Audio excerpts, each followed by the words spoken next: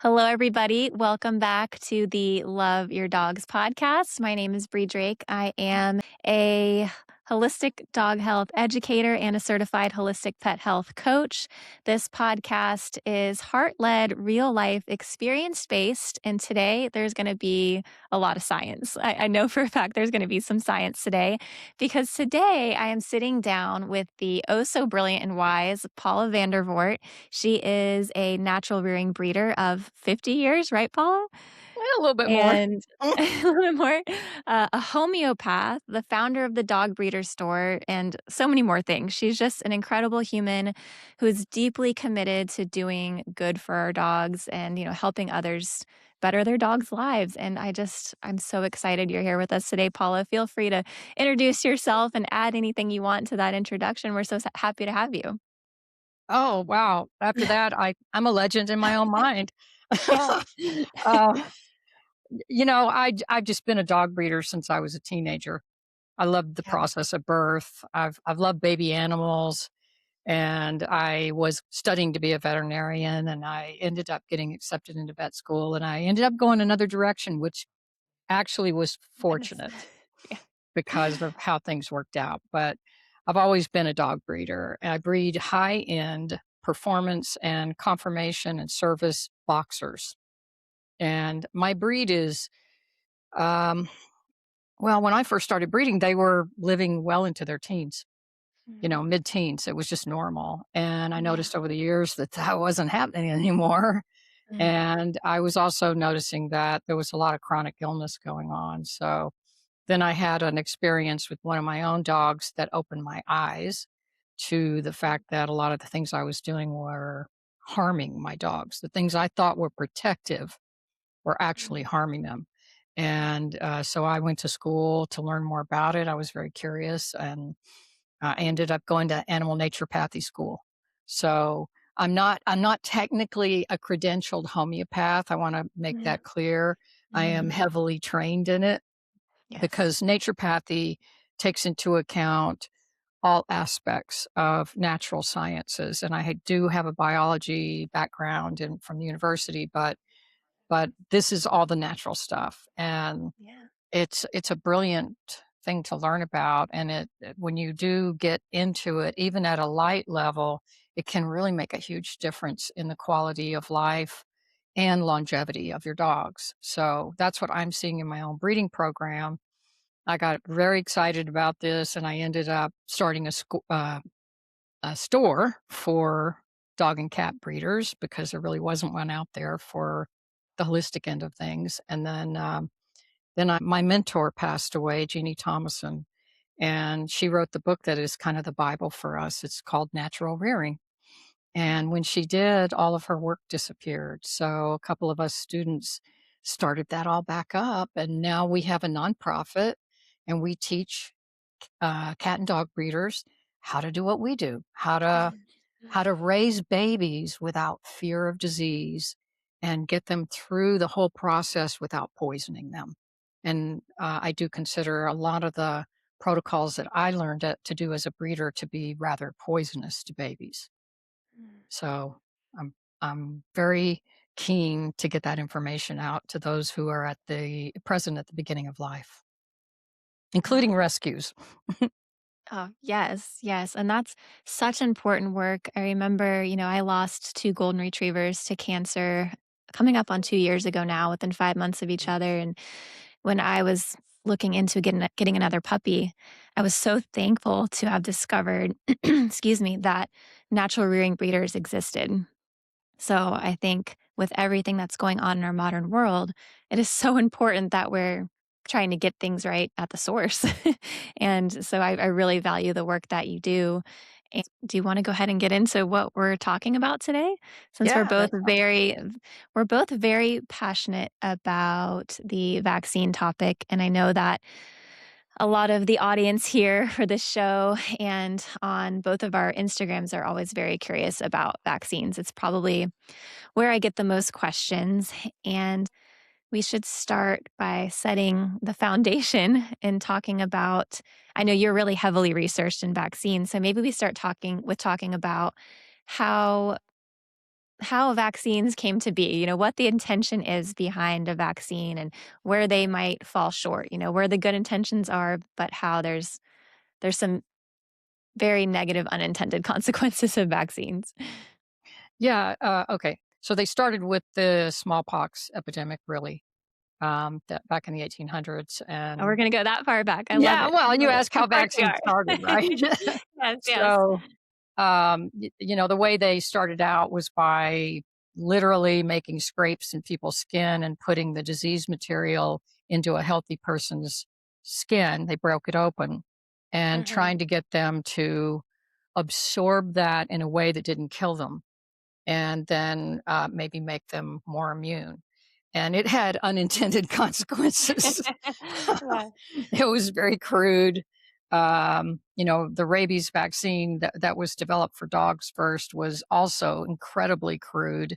And it Mhm, started with Louis Pasteur when he was injecting material from supposedly rabid animals that hadn't really even been diagnosed with it through, and they would put it through a rabbit and then mhm. inject it into the person that they thought had been bitten by a rabid animal and declare that they had survived.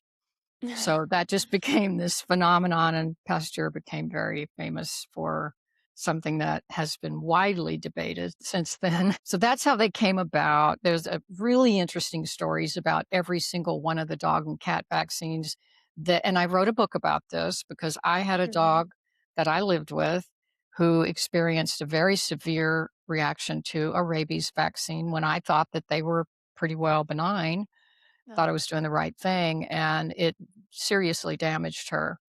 And so I ended up diving deep into this. I wrote a book about it, and there's a really fun chapter on how all of this stuff evolved. And some of it's very emotional to read, and Yeah. some of it is just really interesting to find out how each and every individual vaccine evolved, and then all the different types that there are. There's so many different types of vaccines. And I can tell you there's not a single one without adverse events. Mhm. So, the way vaccines work, just to set this groundwork for it, Yes, is I think that's so important. Yeah. they create disease. Yeah. That's how a vaccine works. And because I am a breeder and I watch these babies come into the world pristine. Mhm. And I feel like especially multi-generational naturally reared dogs are very pristine. They're Yeah. raised in an environment that is void of toxic chemicals. We don't have pesticides, insecticides. We don't feed processed food here. We manage the microbiome really well. We work with Mhm. animal biome. We know what we're doing is working. But when these puppies come into life, I consider them to be as close to 100% healthy as possible. And of what a vaccine does is it causes disease. And so Mhm. that takes away from 100% health. It then gives you an animal that is less than healthy. And the more those vaccines are administered, each one of those and each one of the pathogens that are in each one of those vaccines detracts from that 100% health. And that was recognized as early as the mid 1800s.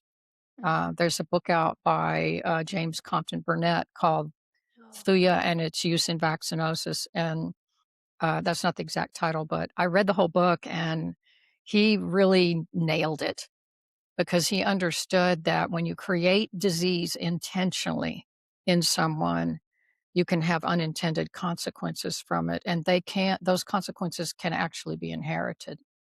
Mhm. And I've seen that as a breeder. Yes.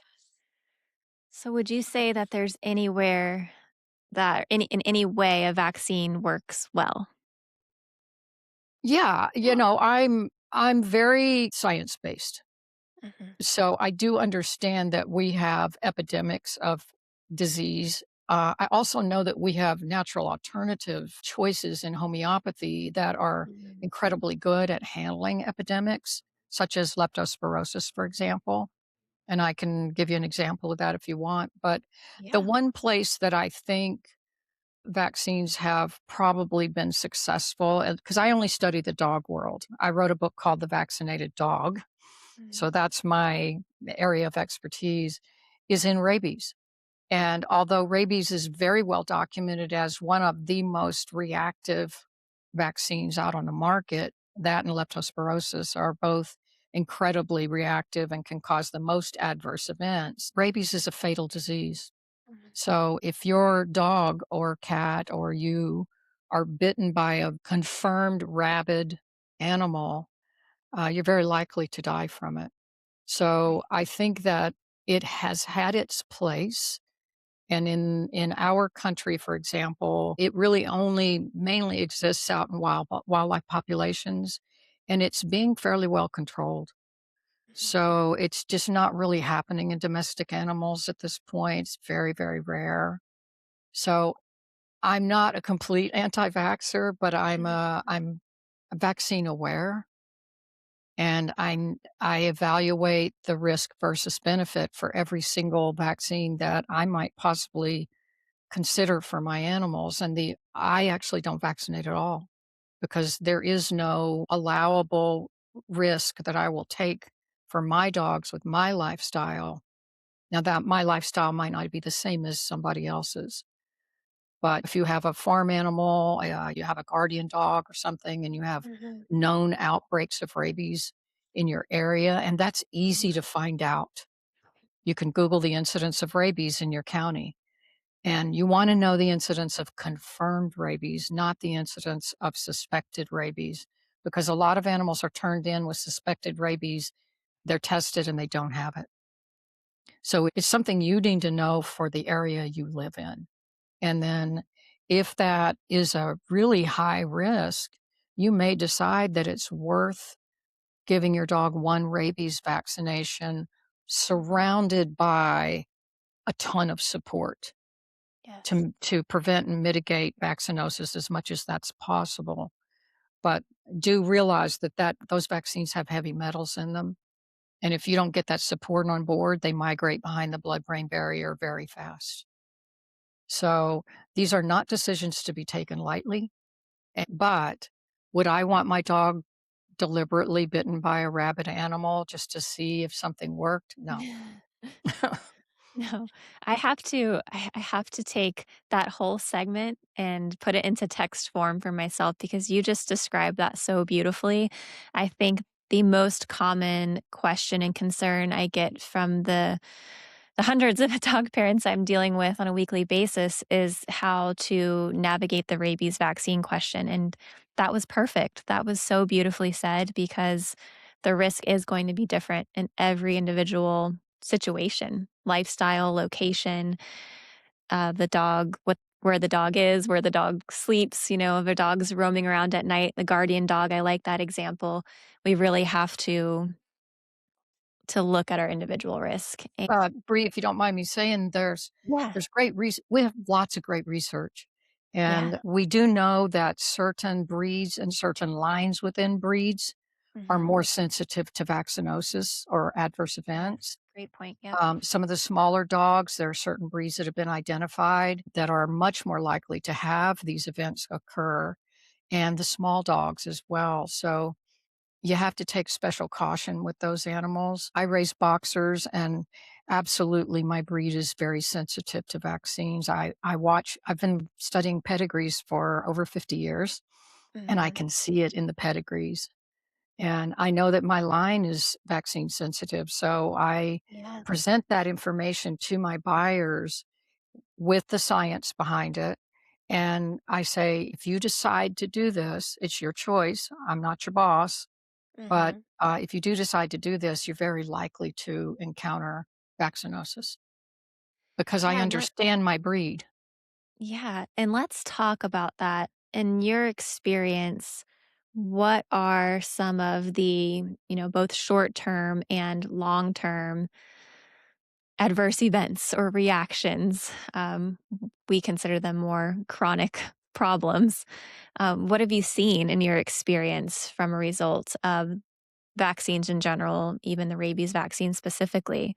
Because I know that our modern veterinary world will downplay it as adverse reactions are very rare because our veterinarians are mostly looking at very acute reactions within a very short window of time. And it's really hard to make connections back when things happen further out in the future. And I know that you've first have firsthand experience with some very severe reactions to the rabies vaccine specifically. Yeah, I do. I have personal experience, but when you think Yeah. about it, that's just me, right? I could tell Right. you my story, it's gonna affect your heart, but what matters to me is the research. Yes. And the veterinarians are taught to look for acute reactions. Mhm. There's a definition of what those are. They tend to be Mhm. things like hives and just local swelling, things like that. But ataxia is one of them, and that is swelling that's where the dog starts wobbling after Mhm. they've had a vaccine, and this can happen in the first 20 minutes. That's Right. brain swelling going on, and it's not good. But the list is rather narrow, and those things Mhm. get treated with Benadryl or corticosteroids, and you get sent on your way. Mhm. But there have been controlled studies now done. Dr. Ron Schultz is one that is very famous for this, and he had long-term studies with controlled populations where he wasn't looking at what people were reporting. He was controlling the situation, and he was documenting exactly what was happening, and this population of beagles. And that all got published. You can read the PubMed studies, they're very interesting. Mhm. And the list of documented adverse events is quite long. Then there are also, there's things like seizures. The itchy dog is probably the top one that rises to the top. And Mhm. I've heard it described as you vaccinate a dog and they become allergic to life. They can Mhm. become allergic to almost anything, Mhm. reactive to almost anything, because there was a Purdue study done of a population, a long-term study that was done of a population of vaccinated dogs and then a population of unvaccinated dogs. And in that population of vaccinated dogs, 100% of them had autoimmune markers. Now, autoimmune disease can express itself in minor ways. Maybe they just itch, they get used to ears, they get anxious. Some stuff is bothering them, but it can also be as bad as hemolytic autoimmune anemia, which is fatal. And I have a client who had an injection done on his dog and she started bleeding out the face. And, or he did. And it took about 2 or 3 months for the dog to die in front of his children and quite a lot of money Mhm. because that's what the dog ended up with. That is not rare, by the way. These Mhm. are very well documented. The Canine Health Concern did a study of over 4 million dogs, and the list just kept growing and growing of documented side effects. And then when you look at this from a homeopath's perspective, who is actually educated in the science of vaccinosis, what you'll see them being taught in school, and I've seen this myself, is that the dogs tend to manifest a subclinical version of the disease against which they're being vaccinated. Mhm. So this is something I saw in my own dog, Ginger. She had a rabies vaccine. It was her third one. That happened to be the one that tipped her over the scales and hit me on the head. So Mhm. I was like, wow, what happened? But she turned into Cujo. Yeah. And she was a credentialed service dog, a real service dog. She was an AKC champion, loved children, loved people. And overnight, she started attacking everybody. She became a Mhm. very dangerous dog, but she also expressed a lot of autoimmune disorders. She went Mhm. into positive compensative autoimmune thyroiditis. She started fraying her cruciate ligaments, which is a very common side effect because when you go into autoimmune disorder, you very often are attacking your own tissues. You'll Mhm. attack your own brain, you'll attack your own thyroid, you'll attack your own joints, your ligaments, your DNA, your Yeah. organs. It just depends on the animal. Some of these autoimmune disorders are system wide, some of them are not, but they're all serious. And in this Purdue study, 100% of the vaccinated population had autoimmune markers. And in the unvaccinated population, that number was zero. Yeah. So when you think about that, that's pretty profound. And it's a Mhm. good reason to take a step back and think, do I really want to provoke that in my animal and see how it manifests itself? All of that being said, is it fair to say that there's a much bigger picture when it comes to immunity than just a vaccine protection? Yeah, And yeah. I mean, a vaccine is almost, a vaccine is there to provoke antibodies. Mhm, And when I was learning about how companies who make vaccines actually conduct their safety trials mhm, and decide whether they are licensable, what I discovered is that they're not testing them for efficacy. They're testing them only to see if they produce antibodies to that disease. If mhm. they produce a measurable, they call it a titer. I know you've talked about titers a lot. Mhm, Then they are determined to be efficacious. They don't actually do challenge studies on them. And the vaccine uh, trials are very short. And then they move out into field trials, which are also very, very highly controlled. And I think I lost your question. You were asking about No, I was asking mostly asking how I guess how immunity how immunity works. or how a shot isn't the full story, and I guess Yeah, it depends on the dog and the environment, and I know in a lot of these studies that none of that is really taken into consideration. They try to control everything, but we're not looking at the dog as an individual, we're not looking at genetics, and there's a bigger picture than just getting a shot equals protection. right. And Yeah. I don't want, the one thing I get concerned about is that natural rearing or holistic rearing can seem overwhelming to people. But I took it in baby steps myself. I started with diet because diet is the foundation to good health. I know that if I eat correctly, if I eat good organic foods, I'm going to be healthier. So I Mhm. started there. And one things I say to my clients is you can't out supplement a kibble diet. No. There's nothing you can do with a kibble diet that's going to make your dog more immune or healthier. All you're going to do is palliate things. So as a natural rearing breeder, we have a code of ethics that we adhere to, and it doesn't just say that you shouldn't vaccinate.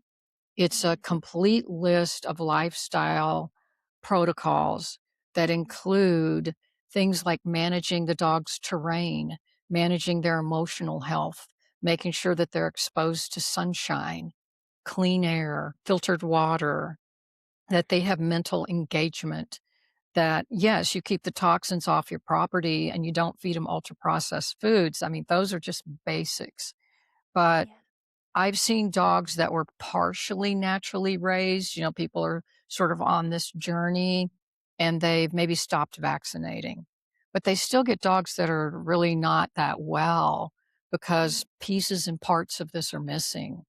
And it really is a lifestyle, and it's not rocket science.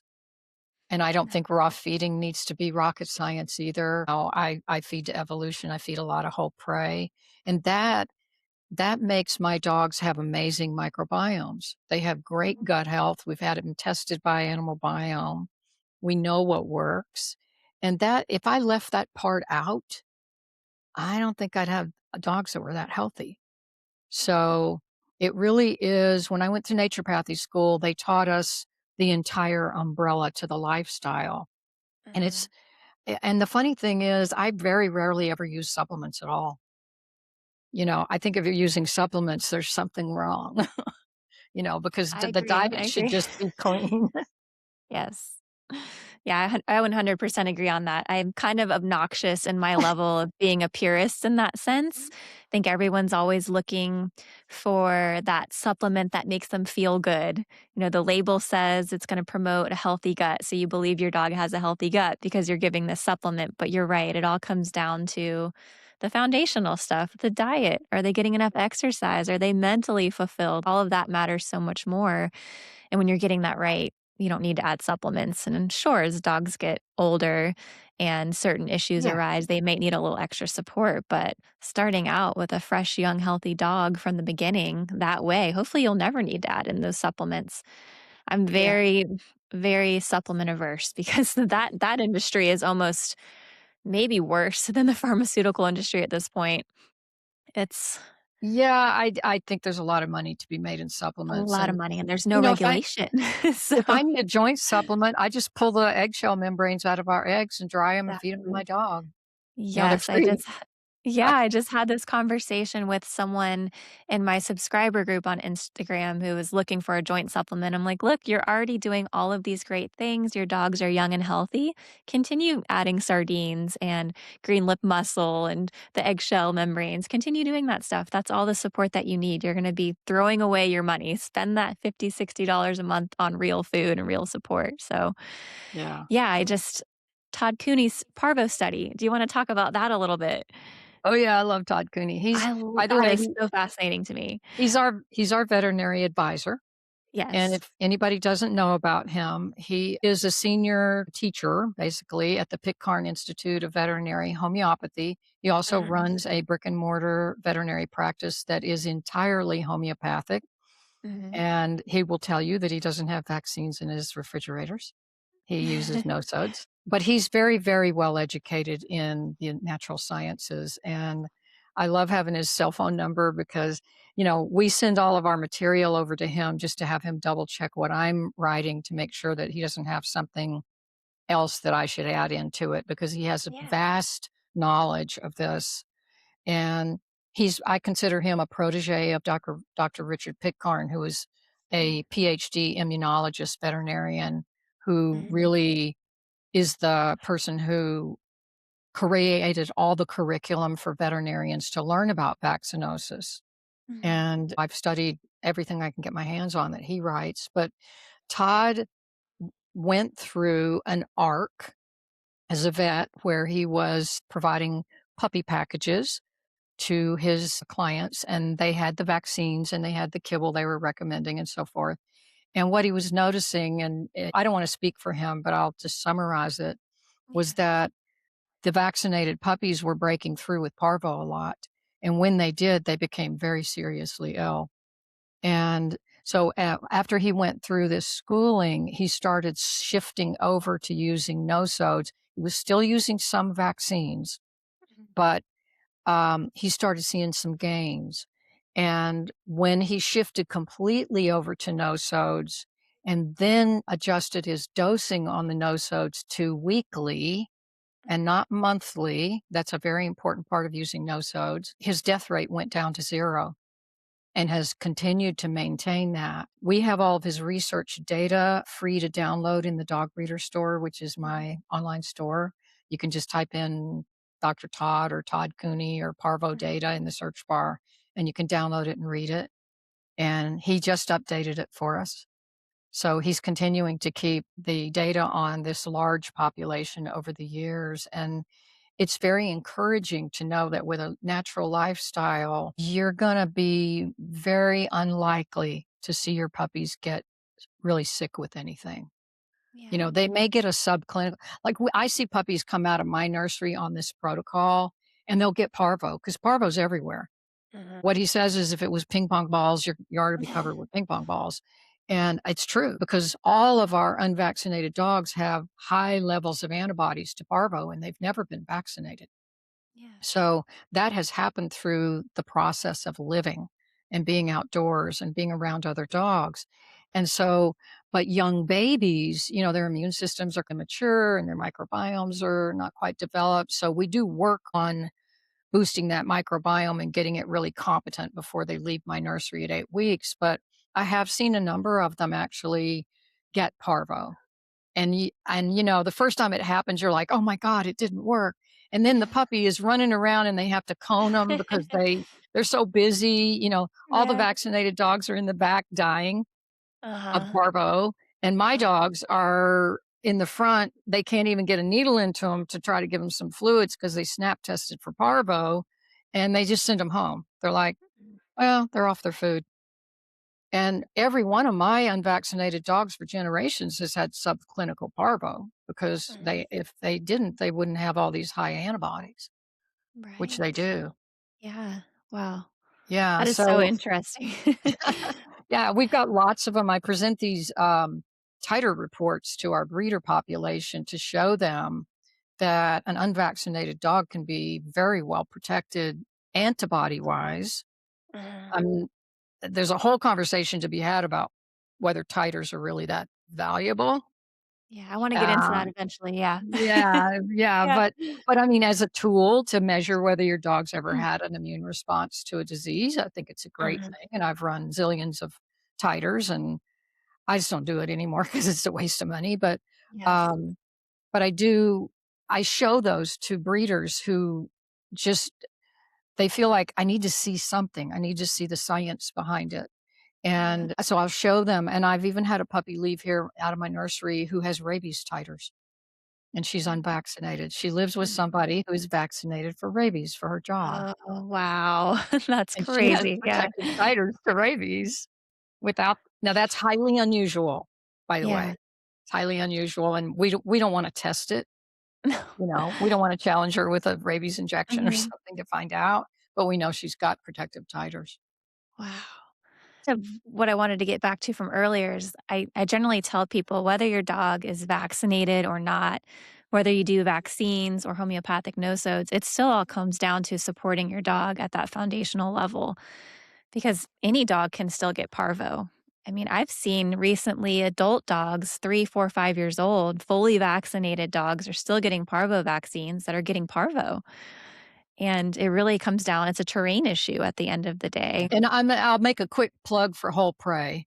I know this Okay. isn't the raw diet, No, please do. podcast, Yeah. but I discovered I've been feeding 80-10-10. When I first started, I was feeding 80-10-10 diet and Mhm. commercial diets and stuff, and I started making my own, and I make a very complete, very well balanced grind here for my dogs, but honestly, I feed a lot of whole prey.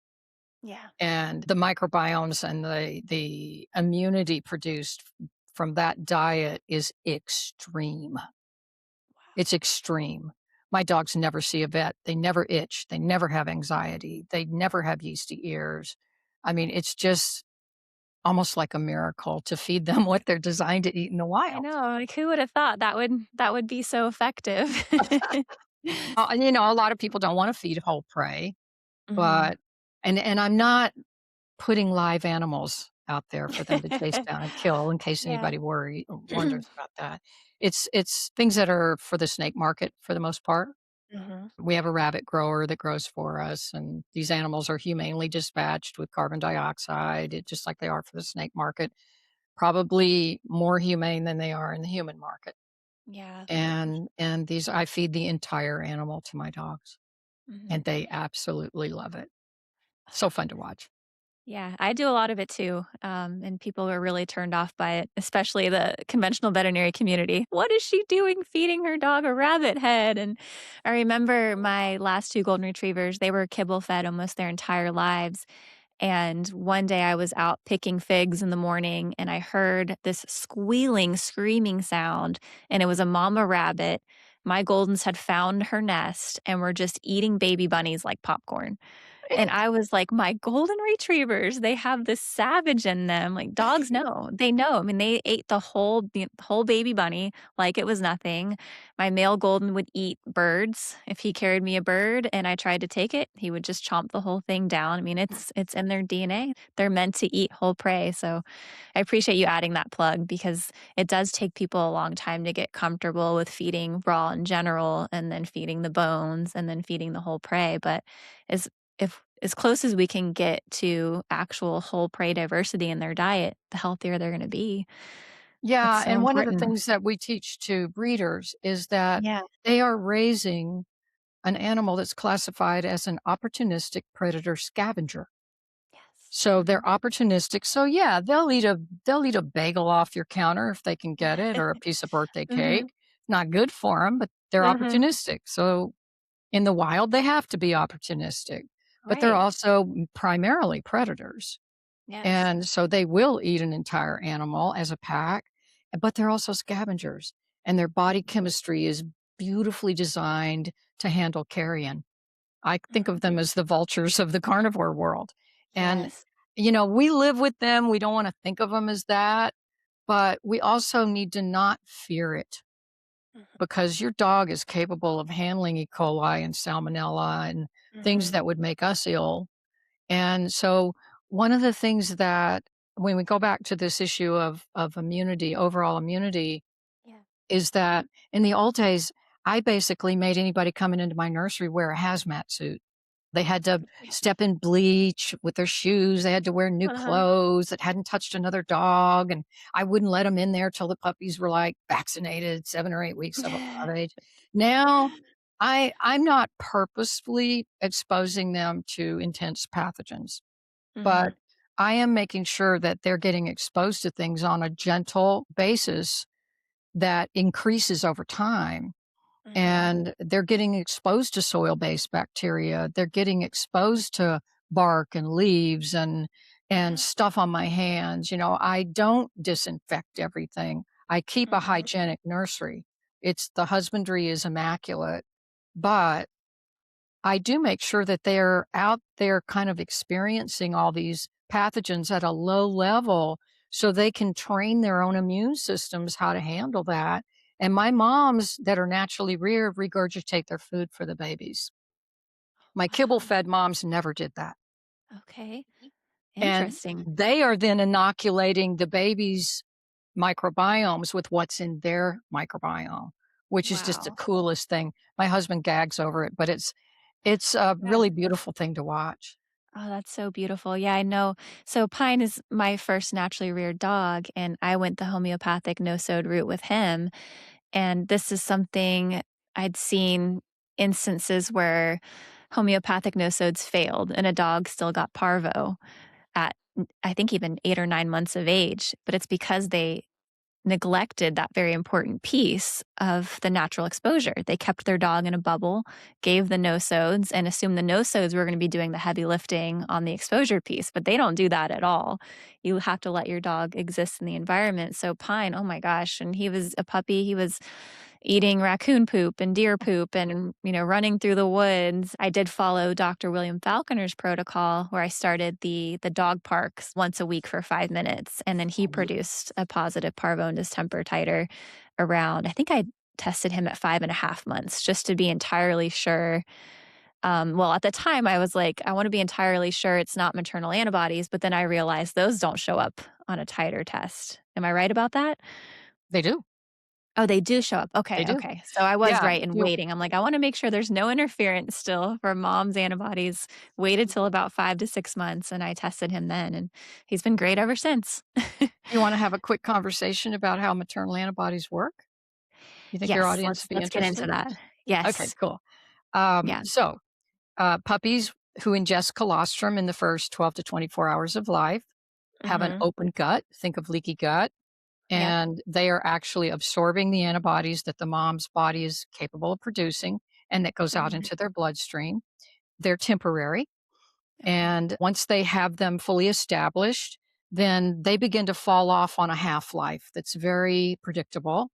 Mhm. And we have lab tests that we can run on the mom. I always run these when my mom is about halfway through her pregnancy. It's called a nomograph. Mhm. And we pull blood on the mom and we look at her levels of antibodies to things like parvo and distemper. Those are the main things.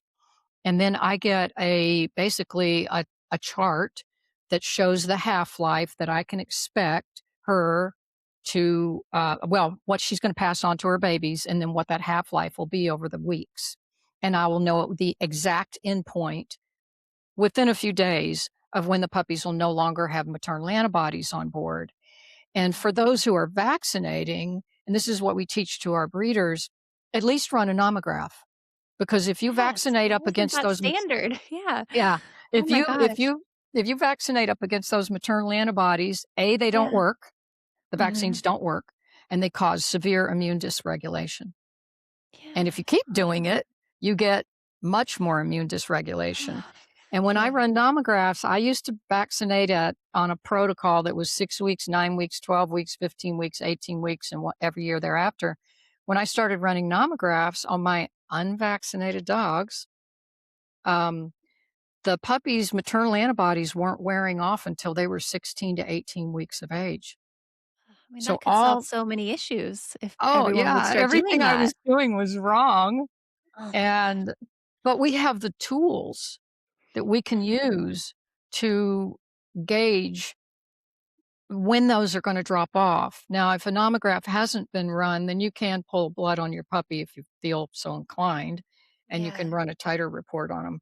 But, Mhm. um, what we use them for is to determine when we want to start that natural gentle exposure out into the Okay. environment and exactly how we wanna do it. We have a protocol for it. It's a little bit more involved than what Dr. Falconer, um, has. His is great, but Yeah, ours it's is a just more little bit more specific. it's more Yeah. specific Yes. because we are dealing with, I absolutely love everybody in the natural space. I do know Mhm, that, very few of them have ever laid in a whelping box and mhm, understand exactly what is involved on a day-to-day basis with raising babies, and I see some of the dietary recommendations to be needing a little bit of help.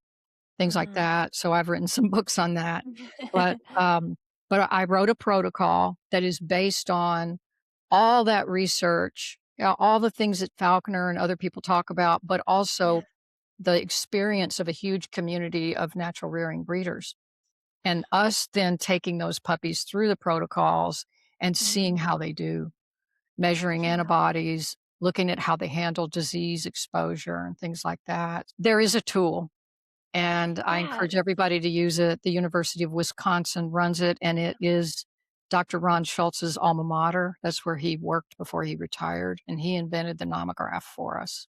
Yeah, so remind everyone listening why that's important and how we're vaccinating puppies really early and multiple times early in their life to try and hit that window when mom's passive immunity wears off.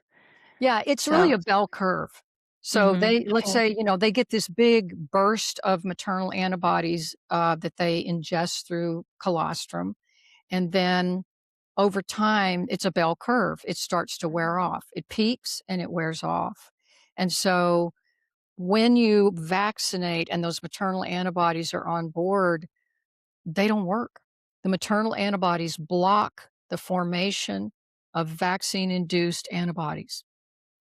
and They're you're saying basically at odds with each other.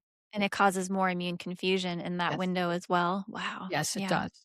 So yeah. the vaccines are intended to produce a long lasting immunity, the modified live vaccines are, Uh-huh, and they don't.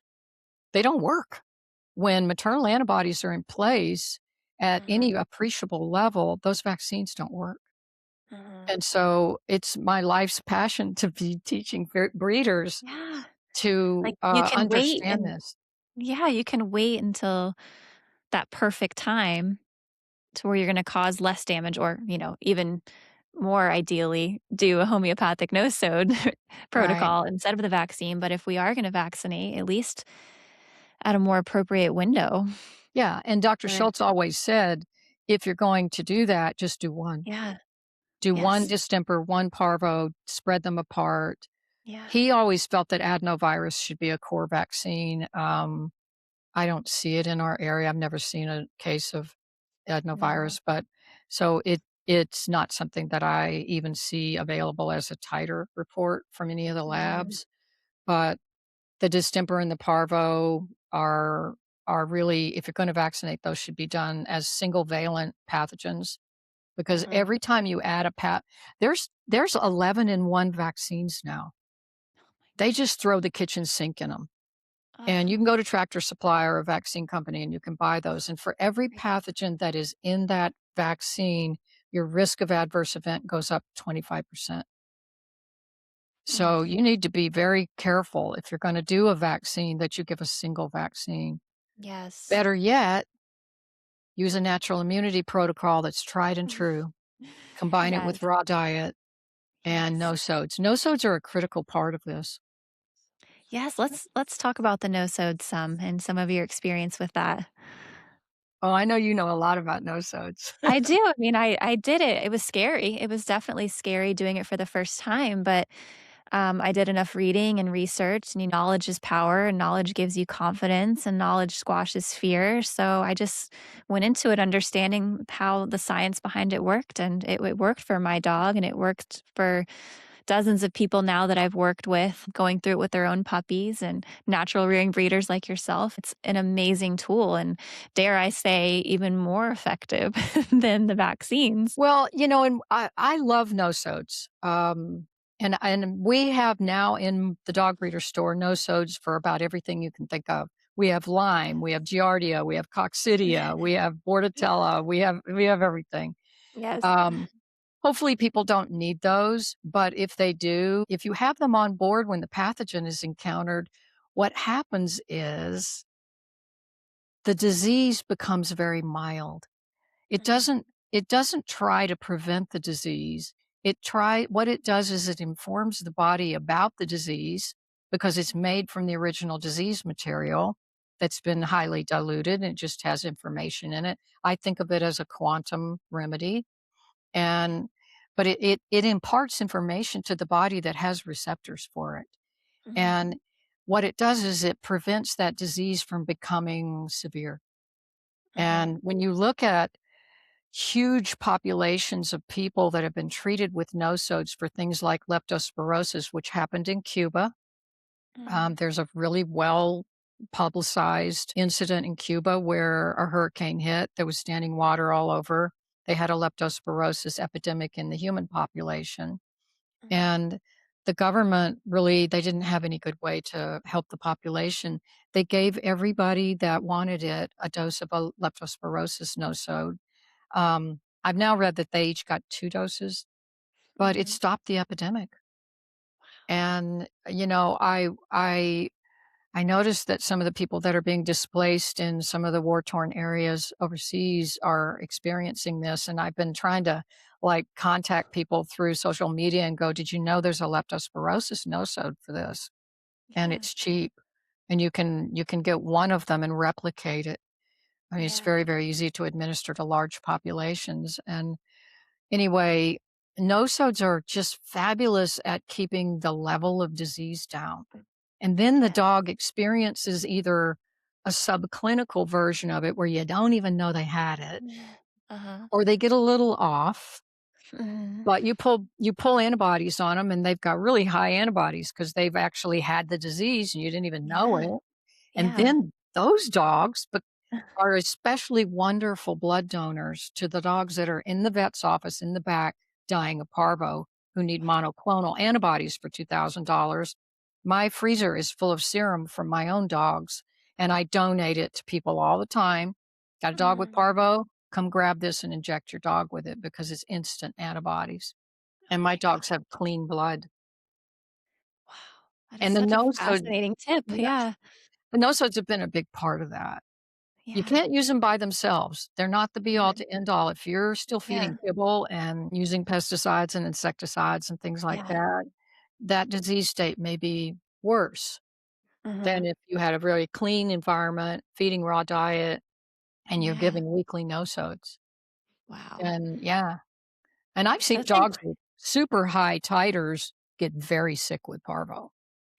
Yes, so let's go ahead and segue into that, the titer conversation, because while I love titers for the reason that it gets people comfortable with the fact that their dogs can have antibodies for years. I love that it gets people comfortable not over vaccinating, not repeating vaccines, but I also see the stress about them, the cost, and oh, well, this vet doesn't accept them. And it's like, if you understand the science and you trust the science, they really are a waste of money and a waste of Right. having to take your dog to a stressful vet visit to get a blood draw. Because while they're a better measurement tool or a better indication that an immune response happened than a vaccine alone, they still don't tell us the full picture. Like you were just saying, dogs with really high antibodies still get sick, they still end up with parvo. And there are people who know more about this than I do, Uh like huh. PhD immunologists, Yes. veterinarians. And Yep. I heard Dr. Richard Pitcairn, who, bless him, he just turned 83. He's still Mm, practicing. He's still writing. He's still educating. He's wonderful. yeah. But I heard him say Titers are worthless. They don't take into account the overall immunity of the dog, and Mhm. that's everything we were talking about before. Yeah. Yes, I think titers are a really and I ran a zillion of them when I was first learning about this, and I spent a Mhm. fortune, and I learned how to do it inexpensively through Texas A&M, by the Mhm. way. You don't need to be paying $350 for a titer, but they can change from day to day. I can run Mhm. a titer today and next week run it again, and it's vastly different Mhm. because the dog was exposed to something the first time right before we pulled blood, and then Mhm. the antibodies weren't needed anymore, and so they just dropped off. The Mhm. memory cells are all still there, the blueprint to make them, but we Yes. don't have a test for that. We don't have a No. test for T cells, for memory cells. So the best way to determine if your dog is really immune to something is just to live life with them in a holistic manner, feed Mhm. them a fabulous diet that they're intended Mhm. for as a species, give them some gentle exposure to the environment and watch how they do. And don't be afraid. If you live in Uh-huh. fear, you're going to throw things at your dog that will harm them. And I did over and over and over again. That is a great quote, and I think so many people are doing that. I actually just had a conversation recently on a podcast about how there's still so much anxiety from a conventional mindset that's carried into the holistic mindset, where people are micromanaging and wanting to use every supplement we talked about earlier, and yeah, you've gotta let go of that fear and that control. You gotta let go of that control too a little bit. Yeah, people worry so much about is my raw diet balanced in the bowl? And I'm like, as long as you're not feeding them your kids Stouffer's mac and cheese every day, Uh-huh. it's the same thing with your dogs, just rotate Ugh. stuff, give them a lot of variety. They're going to be fine. That's what Yeah, they eat in the wild. exactly. They're not And getting complete and balanced meals in the wild at all. They're getting different yeah, bits and pieces of the animal, different times a day, waiting several days. It's not perfect. So yeah, that blows my mind that we've overcomplicated feeding so much that it's pushing people away from feeding fresh food. Texas, where we have a wild population of wolves here, and they were Uh-huh. wiped out by the cattlemen. So they've been Mhm. reintroduced and they're being tracked. A lot of them wear collars. Uh-huh. We know a lot about how they're doing, and they are living in these wonderful wild environments where they do have access to great prey. Nobody's Mhm. vaccinating them.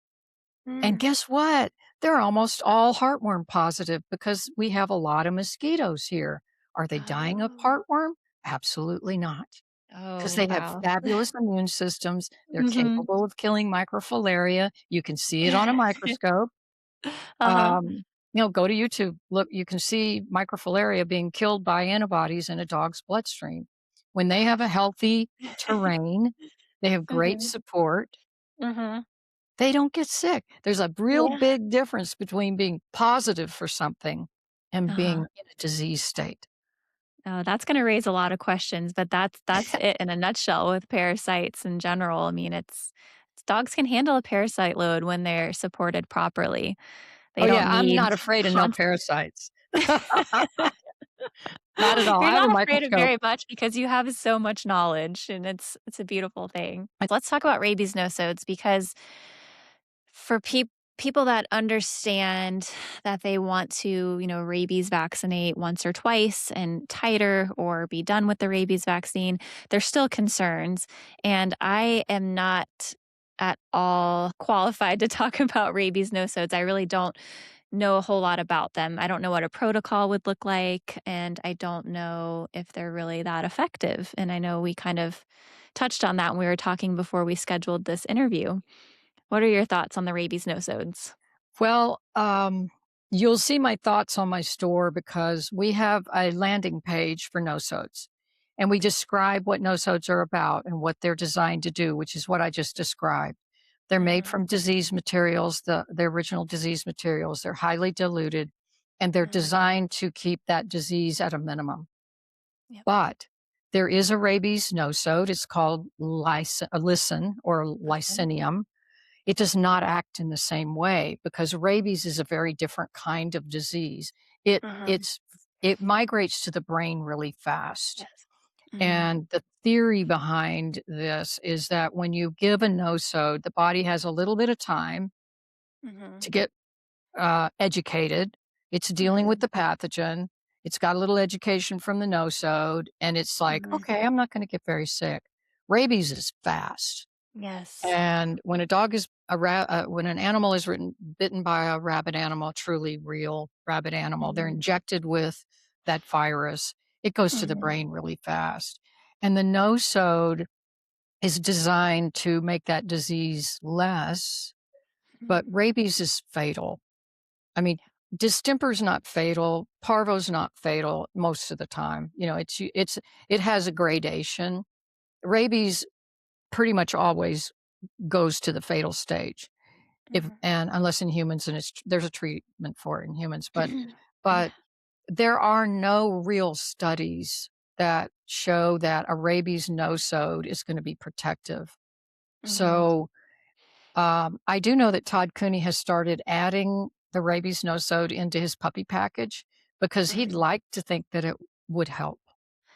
But would Yeah, and I guess I challenge my dog with that? No. no, but I guess from the standpoint of it doesn't hurt, why not? But yeah, there's really no way of knowing how it could perform because no one wants to challenge that, like you said, no one wants to challenge it, and it's not like parvo being everywhere. It's not constantly tested, so yeah, it's I tough. don't into my puppy package because to No. me, the more of those you add in, the more Yeah, information the dog has to assimilate. that And I too, don't yep. see any real benefit from that. The way we normally use the rabies no-sode is after a vaccine or when you see tendencies for a rabies miasm. And Okay. there are 2 different ways to deal with the effects of rabies vaccines, and I Mhm, just wrote an article about this that's going up in my learning center to explain the difference between how do you know when to use Listen, which is a no-sode, versus a rabies tau-toad. uh-huh, And in a nutshell, the no-sode is usually used as a remedy for inherited type long-term chronic rabies-like symptoms that may be inherited. They may have been caused by a vaccine, but mhm, they're very often inherited. And the rabies tau-toad, which is actually made from the vaccine itself, is mhm, more for the immediate adverse events that you can see yeah, from the vaccine. And it's quite effective. Well, I've seen a lot of things turn around, but I had a dog return to me last year. She'd been heavily vaccinated. She came out of my nursery clean. She'd been heavily vaccinated, and she was clearly experiencing rabies vaccinosis. She was mhm, aggressive, she was dangerous, mhm, but I could see that she was in there. And the yeah, first thing I did, after we got her settled was I gave her a dose of the rabies tau-toad made from the vaccine. And I saw within 2 or 3 days, man, she was coming back to me.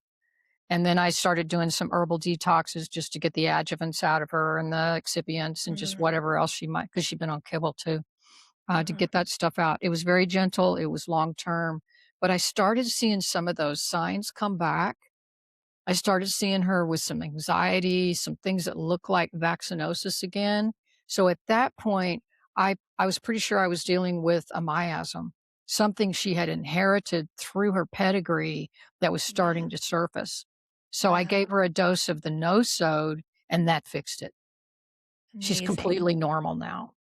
wow, She's absolutely lovely. But, I kinda knew what I was dealing with. And so mhm, that's why I like to write articles to help people to kind of see this in lay terms. How do you choose one over the other? Because it can be kind of confusing.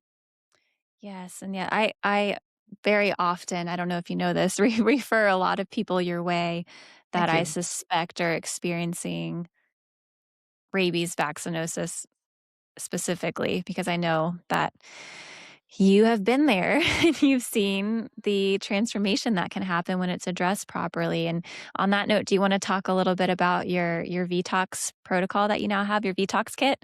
Yeah, sure, sure. Yeah. Um, so calling it a detox kit is a little bit of a misnomer because Yes. vaccines are detoxing in the first place is an art.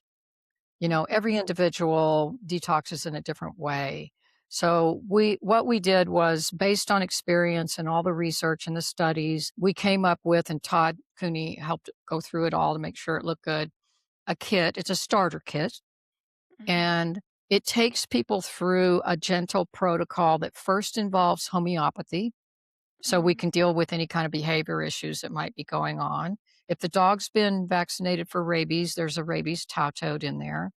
And then mhm, if the dogs just had their regular sort of annual puppy shots, there's a homeopathic remedy set in there for that. It gives mhm. you the schedule, and it asks you to stop and just observe them. Don't just start throwing things at them. Stop, take a few minutes, take a few days, see what you see. And Yeah. then it takes them through a gentle herbal detox with a couple of products, and that's designed to open up detox pathways, kind of like opening the trash can lid, Mhm. bind those toxins, and usher them out if they're Yeah. still around. The Mhm, difficult thing is the heavy metals that are in a mhm. lot of the vaccines. There are animal studies that show us that those heavy metals don't hang around in the body or the body tissues for very long. They go Mhm. behind the blood brain barrier. Mhm. And so there's not good products. I see a lot of products out there saying that they can get rid of those, but I don't see any Yeah. research backing that up. Uh-huh. You know, bless them if they can, but we're not ready to endorse any of those because I Yes. haven't seen good research on them. But we do Right. have a kit. It's got 4 components. It's got great instructions. It's got a little chart so you can mark things off, and so you can kind of write your observations if you want to, so you can remember Mhm. stuff.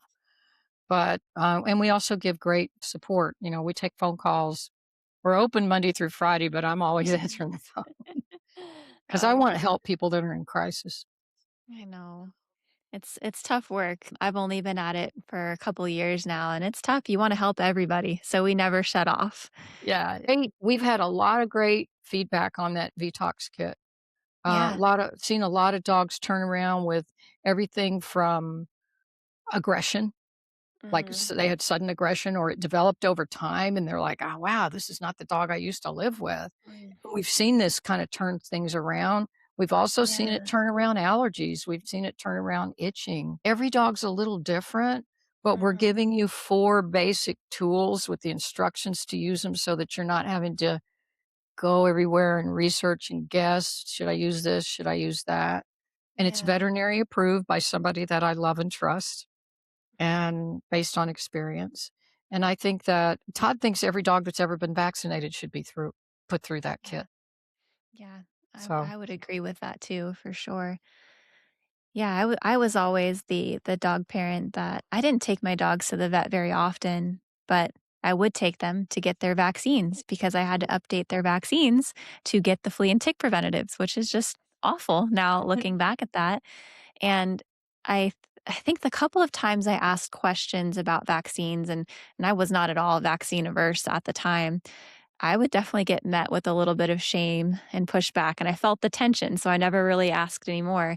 So it's a shame to me, and I guess I wanna kinda come close to a close here, that those who are waking up to the dangers of vaccines and wanting to ask a veterinarian that they trust questions, it's a shame that they get shut down and that there's no informed consent and no room for individualized vaccine schedules for people who are they're just trying to do the right thing or just trying to get some answers. So I think you have some resources for those dog parents who are overwhelmed by the vaccine discussion, the vaccine topic. So what are some resources that you would recommend for those who are feeling overwhelmed and like their hands are tied when it comes to vaccines? well, I've been furiously pumping out handouts, and they're all free. I want this information in people's hands. And I Mhm, wrote an ebook. It's called Creating Immunity Without Vaccinations. It's mhm, all science based. It's got all this index stuff in the back. So yeah, veterinarians can look at it and go, oh, this is based on science.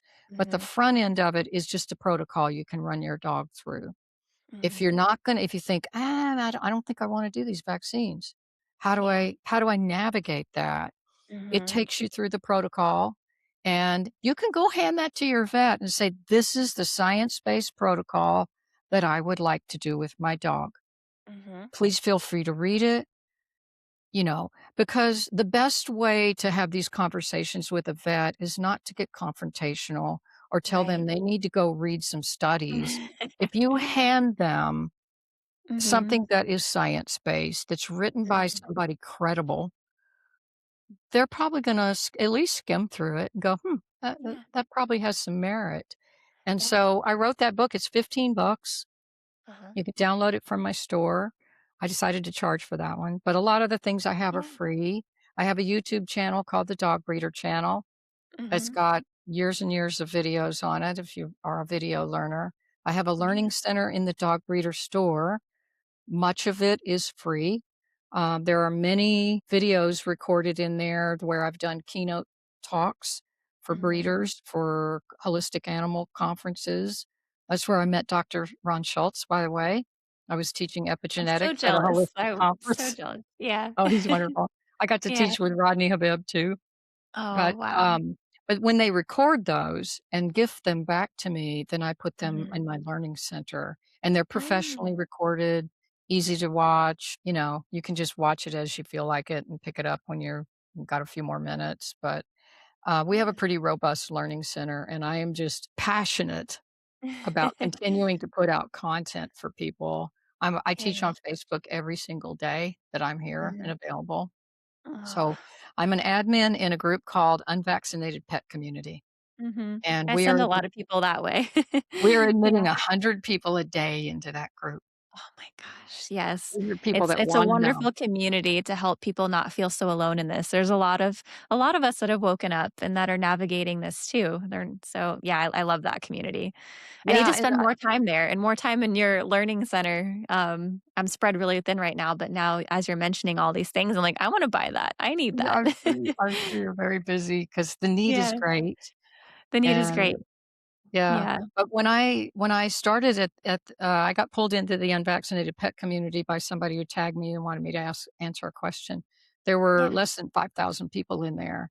Mhm. And I've been there less than a year. I think we've got 36,000 in there now.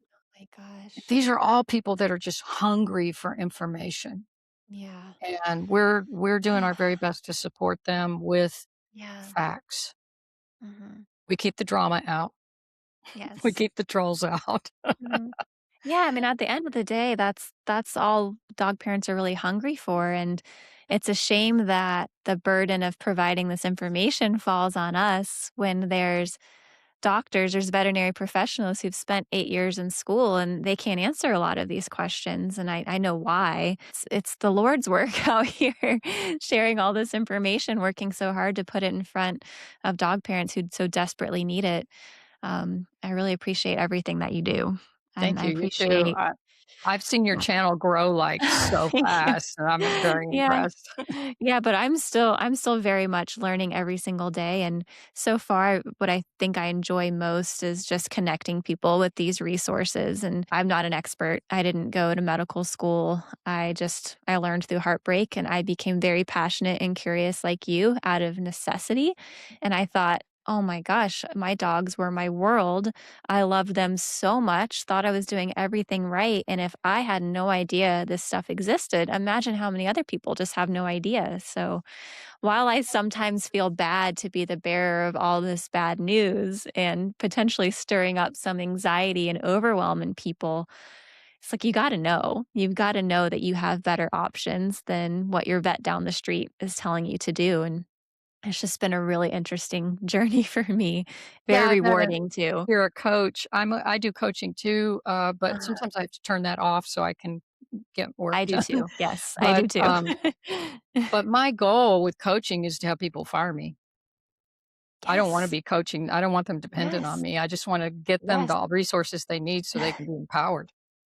Yeah, that's the difference between what you and I do and what our holistic and homeopathic veterinarians do is I get accused a lot by conventional veterinarians online that I'm making all this money off of people. I always say make as much money as you want as long as you're helping dogs. Like I there was no limit to what I was spending to keep my dogs alive when they had cancer on holistic and homeopathic care.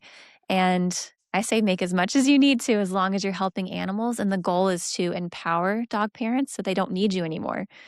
I am Yeah. so happy when that moment happens, someone I'm coaching, they're very needy in the beginning, they're emailing me with lots of questions, and then they handle a few things on their own, and it all starts to click, and then all of a sudden, I don't hear from them anymore.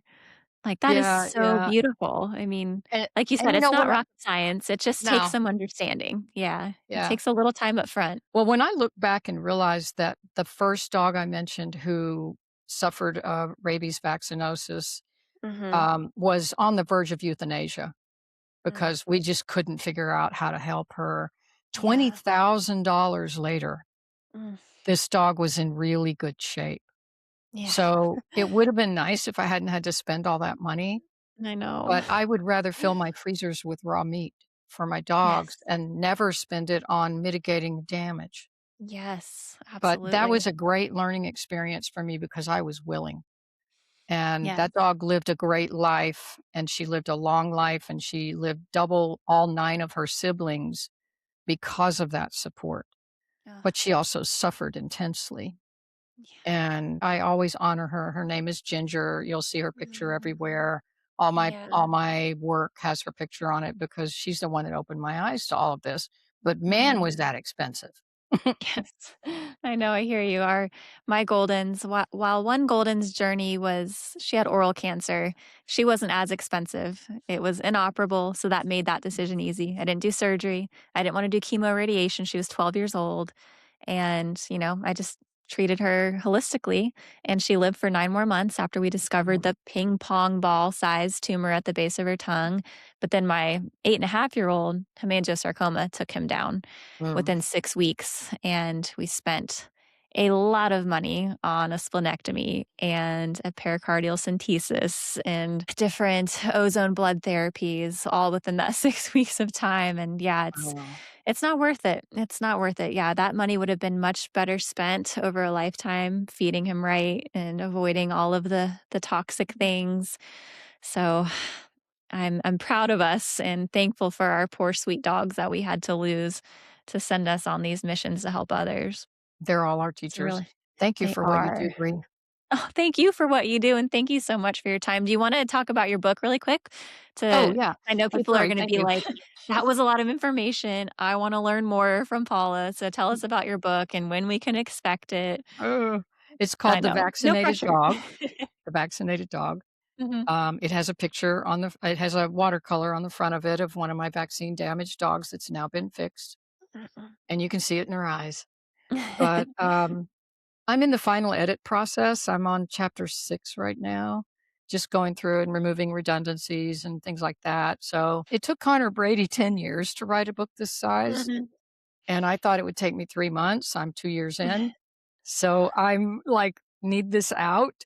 It's on a wait list, page on the dog breeder store. It's just type Mhm. in "The Vaccinated Dog." You can get on the wait list for it for free, and as soon as it's published, which I'm staying up late every night trying to get it done, Yep. then, yeah, you'll be notified about it. But it's a great I think there was not a book out there like that. I mean, I Mhm. own a lot of books about vaccines and dissolving illusions and all of RFK's books Yeah. and Mark of the Beast and, Mhm. just, Pat McKay's books and Jeannie Thomason's books, but there was Yeah. nothing. I kept looking for something that talked about how you handle a dog that's vaccinated. How do you Mhm. navigate all this? How do you understand Yeah. it? How do you become empowered? So, I wrote a comprehensive book on it, and I'm hoping it'll be out in a few months. Oh, I'm so excited. It's important work because and you might have better figures here when you try to find the a publicly reported number of adverse events, through USDA, APHIS, CVB, Mm. you can't really find good numbers. The reporting is it's so underreported. And there's just if someone was really completely green and new to all of this and was just looking up adverse reactions for vaccines, it would be very hard to see the full picture of what's going on Yeah, without and the work like yours or Dr. Todd Cooney's or Dr. Ronald Schultz. So yeah, and let it's me just real quickly say that yeah. the I tried to report an adverse event. Yes. And I got caught in a revolving door of Mhm. websites that were sending me to other websites that were sending me back to the first website that were telling me then to get the information off the vaccine label, which of course I didn't have, No. and report it. It all ultimately goes back to the manufacturer. The Mhm. manufacturer owns that information. They decide what to do with it. Ugh. It's like the fox guarding the hen house or a It's teenager grading their own homework, as far as I'm yeah. concerned. And Yes. the safety trials that are done are so tightly controlled that none of your dogs could have ever been in that safety trial. My dogs couldn't be in there. Any dog that's ever had Mm. a adverse event happen with a any dog that's not sick, that's Yeah. sick at all, breeding dogs, they're all disqualified from the safety trials. So it's not real data that's even being collected. And then as difficult as it is to actually report an adverse event, you have to pretty much lose your dog and be really, really motivated to navigate through that. And what Mhm. happens, I've had clients do this, is they Mhm. finally get the vaccine company to talk to them. They get offered a small stipend, but they have to sign a non-disclosure to get it. Mm. Because the dogs, maybe it's property, they're worth maybe $500, $800, but they have to sign a non-disclosure and they're not allowed to discuss it with people. Yes. So So it's a yeah. vicious system. And Mhm. don't think that these adverse events are actually all reported.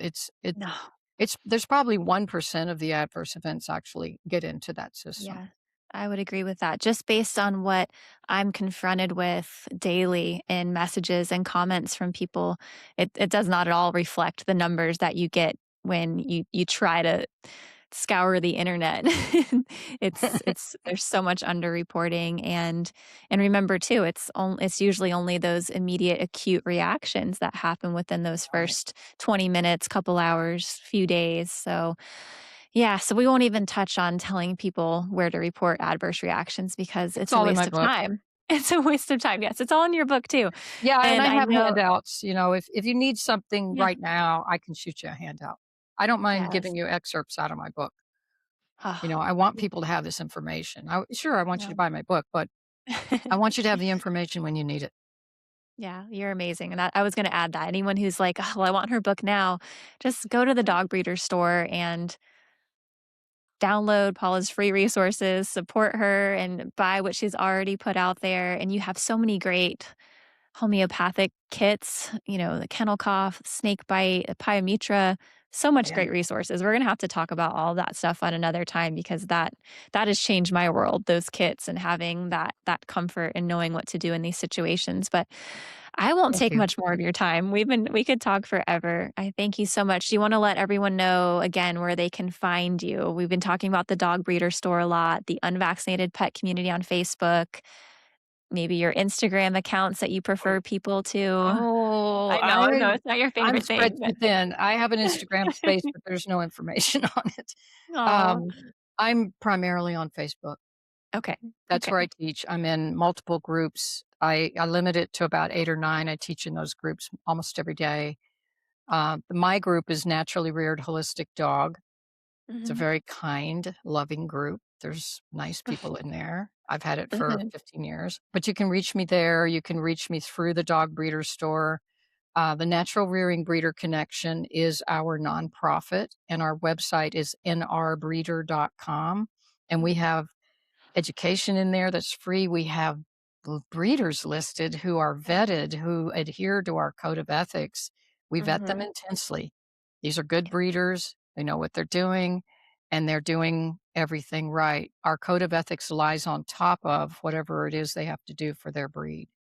So these are the top end of dog and cat breeders at nrbreeder.com, and we just admitted a rescue Mm. that's doing exactly what Oh we my hope rescues do. Raw gosh. feeding, no vaccines. Ah, that's So, beautiful, and hopefully yeah, they can pave the way for so many others and show that it's possible. I just love the work that you're doing. We could talk thank about this you. all day. All right. I'll stop us Thanks, before you. we go on another tangent. Thank you Okay. so much, Paula. We're gonna get you back to talk about more topics for sure. All right. I appreciate it. Thank you.